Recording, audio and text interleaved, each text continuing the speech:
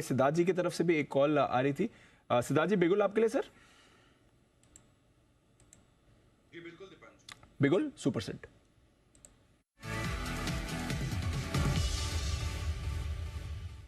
बताएं सिद्धार्थ जी। Good afternoon Anil ji, good afternoon Deepanshu. ये जो सेक्टर है आईटी, ये रेस्क्यू ऑपरेशन का जरूर काम कर सकता है इस गिरावट में। तो मुझे लगता है कि आईटी स्पेस से एक कंपनी है एचसीएल टेक, जो लार्ज कैप ओरिएंटेड कंपनी है, उस पर ध्यान देने की जरूरत है, उसमें खरीदारी करने की जरूरत है। फर्स्ट टारगेट हो सकता है 1700 रुपए का, 1700 रुपीज का। दूसरा टारगेट हो सकता है 1745। कई टाइम से काफी करीबन 2020 से हम फंडामेंटली इसको कवर कर रहे हैं डिस्क्लेमर के साथ। हम रेकमेंड भी किए जा रहे हैं नीचे के लेवल से हमारे क्लाइंट्स को। ये सेगमेंट जो काम करती है बीएफएसआई रिटेल हेल्थ केयर में करती है। तीसरे तिमाही के नतीजे काफी अच्छे दिखे। ग्रोथ मोमेंटम जारी है, स्ट्रॉन्ग डील विंस है। सबसे इंपॉर्टेंट कॉस्ट ऑप्टिमाइजेशन पे काम कर रहे हैं, और जो ट्रिगर पॉइंट्स है इसके, वो गाइडेंस के हैं। 5 to 5.5% का रेवेन्यू गाइडेंस मैनेजमेंट दे रही है। साथ ही साथ एबिट मार्जिन बरकरार रखने की बात है 18-19% का। मल्टी या डील विंस है, साइबर सिक्योरिटी के साइड में काम कर रही है। एचसीएल टेक आईटी में से 1700 रुपए का शॉर्ट टर्म टारगेट, 1745 का पोजिशनल टारगेट। आईटी स्पेस मुझे लगता है कि रेस्क्यू ऑपरेशन का काम कर सकती है। ओके, रेस्क्यू ऑपरेशन आईटी की तरफ से 1745 के टारगेट के लिए। आइए बढ़ते आगे। इस बार सिद्धार्थ जी से भी राय ली जाए। सिद्धार्थ जी, आज वैसे भी बाजार के थोड़े करेक्शन का मूड है मिडो स्मॉल कैप में स्पेशली, बट इतना बड़ा कट इस गाइडेंस के बाद जस्टिफाइड है सर? क्या लगता है इन लेवल्स पे?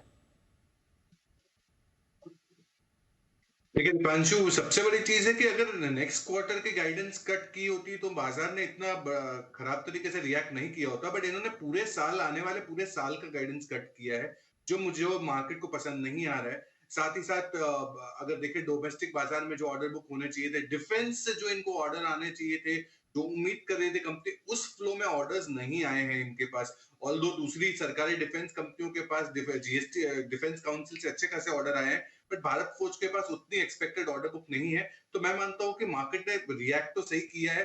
अगर आपको यहाँ पे कहीं पे भी खरीदारी करने की सोच रहे हैं, तो अभी वेट एंड वॉच करें, लेट द डस्ट सेटल, उसके बाद ही फिर हम डिसाइड करेंगे। बट अभी वेट एंड वॉच रहेगा।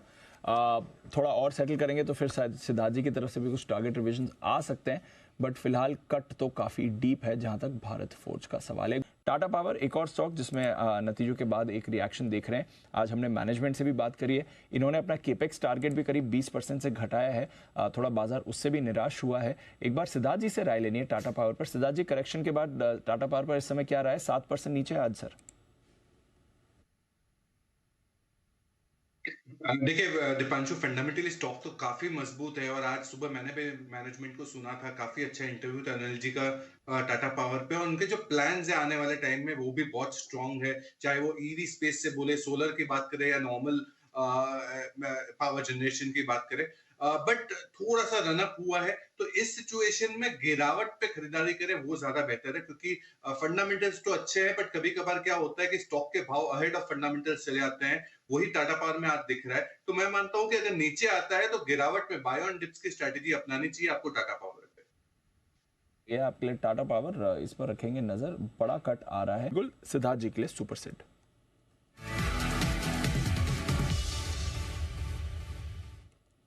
बताएं सिद्धार्थ जी। देखिए दीपांशु, मार्केट में जैसे भी सिचुएशन हो, मौके हमेशा मिलते रहते हैं, और इस मौके में एफएमसीजी का एक कंपनी लेके आया हूं, वो है मेरिको। मेरिको पे खरीदारी की राय है। शॉर्ट टर्म टारगेट आप 535 का रख सकते हैं, पोजिशनल टारगेट 580 का।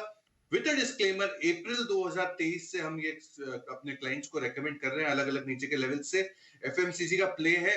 Q3 का मार्जिन काफी दमदार है, 600 बेसिस पॉइंट यानी 6% ऊपर आते हुए दिखा, बिकॉज ऑफ इनपुट प्राइसेस का बूस्ट दिखा। स्पेशली कोपरा के दाम नीचे हुए, इसके कारण मेरिको को काफी फायदा मिला। मुनाफा 16% से बढ़ते हुए दिखा। और सबसे बड़ी चीज, प्रीमियमाइजेशन पे कंपनी काम कर रही है, कॉस्ट एफिशिएंसी पे काम कर रही है, और आय 10% के सीएजीआर से ग्रो हो सकती है मेरिको के। और वॉल्यूम्स, डोमेस्टिक वॉल्यूम 5.5% से ग्रो हो सकते हैं, इंटरनेशनल वॉल्यूम 10% के ऊपर ग्रो हो सकते हैं।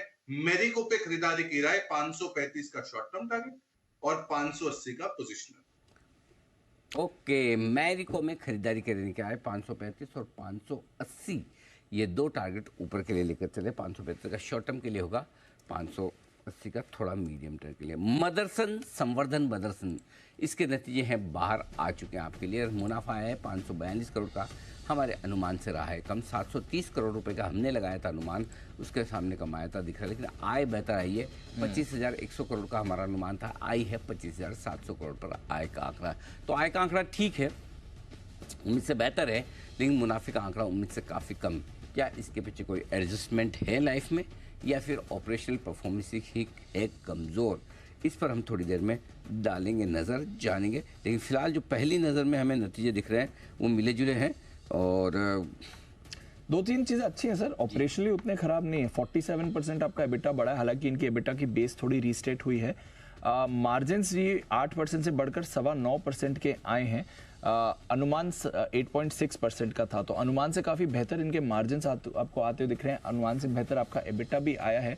तो सिवाय मुनाफे के बाकी सारे फैक्टर्स ठीक है। थोड़ा फाइनेंस कॉस्ट इनकी काफ़ी बढ़कर आई है। 150 करोड़ की फाइनेंस कॉस्ट इनकी 621 करोड़ हो गई है, तो उस पर भी रखिएगा नज़र।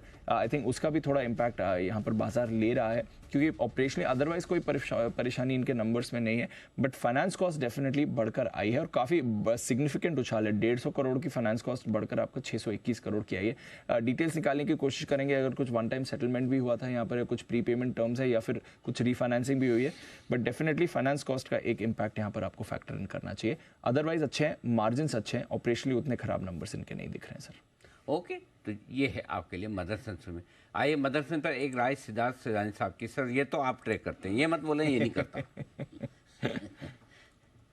नहीं, बिल्कुल एनजी करते हैं ट्रैक, और ये रिजल्ट्स थोड़े मिक्स बैग है। कामकाजी मुनाफा ठीक ठाक लग रहा है, बट ऑटो एंसिलरी और ये स्पेस में मुझे काफी पॉजिटिविटी दिख रही है। हालांकि अभी भले थोड़ी बहुत जो गिरावट हो, तो आपको ये गिरावट का फायदा लेना चाहिए और इस पे खरीदारी करनी चाहिए, बाइंग ऑप्शंस ढूंढने चाहिए, क्योंकि मुझे लगता है कि ऑटो एंसिलरी पैक यहाँ से आने वाले समय में अच्छा परफॉर्म कर सकते हैं। सिद्धार्थ जी, व्यू है सर मझगांव डॉक पे सर?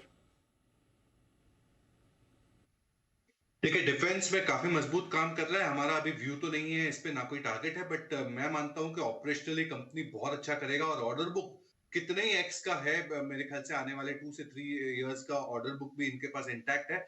तो अगर आपने ले रखा है तो आपको बने रहना चाहिए। हो सकता है कि आने वाला क्वार्टर भी मजबूत रहे। नंबर्स हिस्टोरिकली काफी स्ट्रांग रहा है मझगांव डॉक, और आपको बने रहना चाहिए।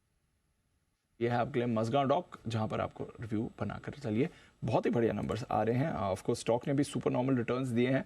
रनअप इसमें काफ़ी रहा है, बाकी शिपयार्ड स्टॉक्स पर भी इसका इम्पैक्ट आते हुए दिखा था, बट इस समय जो नंबर्स आए हैं काफ़ी मजबूत यहाँ पर आते हुए दिख रहे हैं। सिद्धार्थ जी